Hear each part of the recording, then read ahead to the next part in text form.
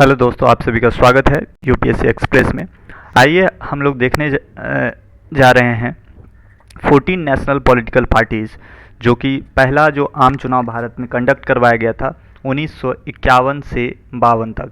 Very important है ये, कब से कब तक पहला जनरल इलेक्शन हुआ था भारत में, याद रहना चाहिए 1951 से 52 तक। और इस जनरल इलेक्शन में कितनी राष्ट्रीय पार्टियां थी? 14। आप सभी को पता है राष्ट्रीय पार्टियां कैसे बनती है, तो इसमें 3 क्राइटेरिया हैं। कितने क्राइटेरिया हैं फ्रेंड्स? 3। और पहला क्राइटेरिया क्या है? अगर कोई भी पार्टी 2% सीट, कितना प्रतिशत? 2% सीट किसी भी लोकसभा में जीतती है, तो एटलीस्ट 3 डिफरेंट स्टेट्स, मतलब 2% सीट जीतना है और कम से कम कितना? 3 राज्यों में। वेरी इंपॉर्टेंट, कितने राज्यों में जीतना चाहिए? 3 राज्यों में। इसके अलावा ये तो पहला पॉइंट हो गया दोस्तों। दूसरा पॉइंट क्या हो सकता है? तो दूसरा पॉइंट देखते हैं। दूसरा पॉइंट होगा किसी भी जनरल इलेक्शन में, या तो वो लोकसभा का इलेक्शन हो या फिर किसी भी लेजिस्लेटिव असेंबली, विधानसभा का इलेक्शन हो, ठीक है, वहाँ पर वो कम से कम 6% जो वोट टोटल पोल हुआ है उसका वो प्राप्त होना चाहिए पार्टी को, और 4 और इससे ज़्यादा सीट जीतना चाहिए लोकसभा में या लेजिस्लेटिव असेंबली। और तीसरा क्या है? The party gets recognition as a state party in 4 states. यदि किसी भी पार्टी को 4 राज्यों में क्या स्टेट पार्टी का दर्जा दे दिया जाता है, तो वो क्या हो जाएंगी? नेशनल पार्टियां। तो आइए दोस्तों देखते हैं कौन कौन सी पार्टियां थी पहले आम चुनाव के टाइम। तो यहाँ पर स्क्रीन पे आप सभी को नाम दिख पा रहा होगा, तो आइए देखते हैं पार्टियों को। तो सबसे पहले यहाँ पर आपको दिख पा रहा होगा बोल्शेविक पार्टी ऑफ इंडिया। जी हाँ, बोल्शेविक पार्टी ऑफ इंडिया, जिसका चुनाव चिन्ह सितारा, ये पहला पार्टी।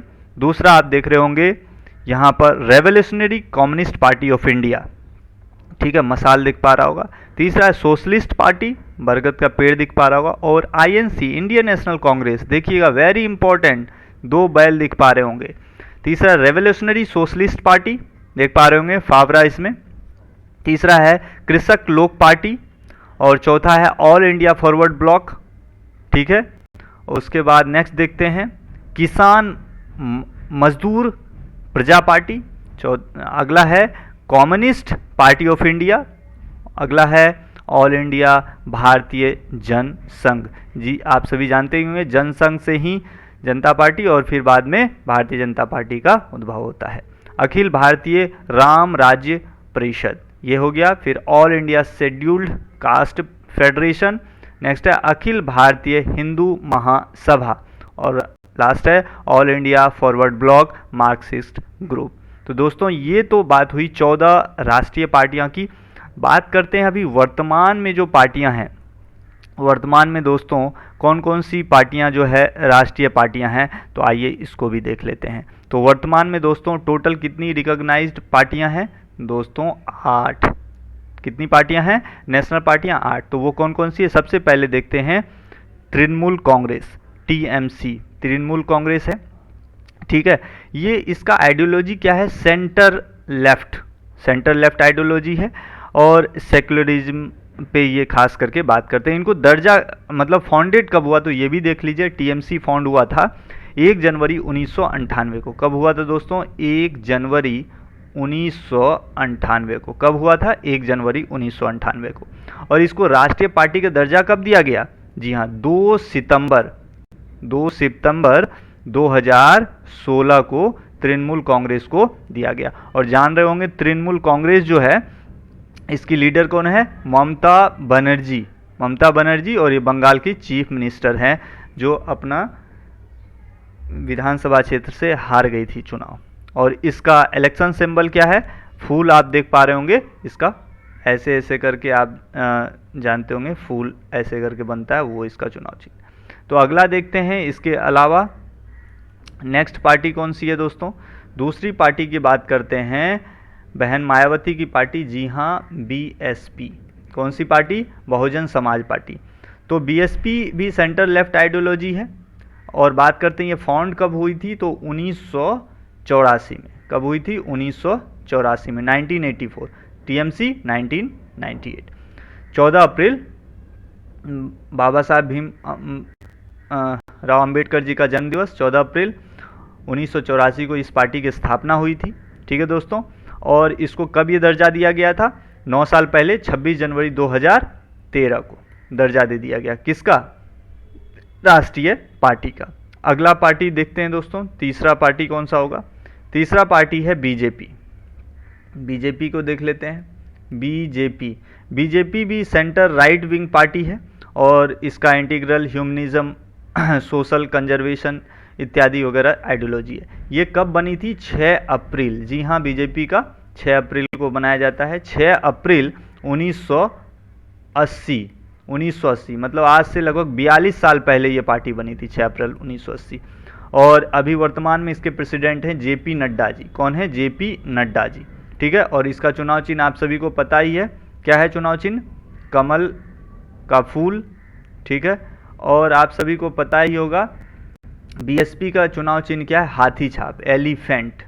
ठीक है, तो ये पार्टियां हो गई और अभी वर्तमान में बहुत सारी सीटें हैं इसकी। ठीक है, बीजेपी की लगभग 300 के आसपास। आइए देखते हैं नेक्स्ट कौन सी पार्टी हमारे पास है। 3 पार्टी अभी तक आप लोग देख चुके हैं।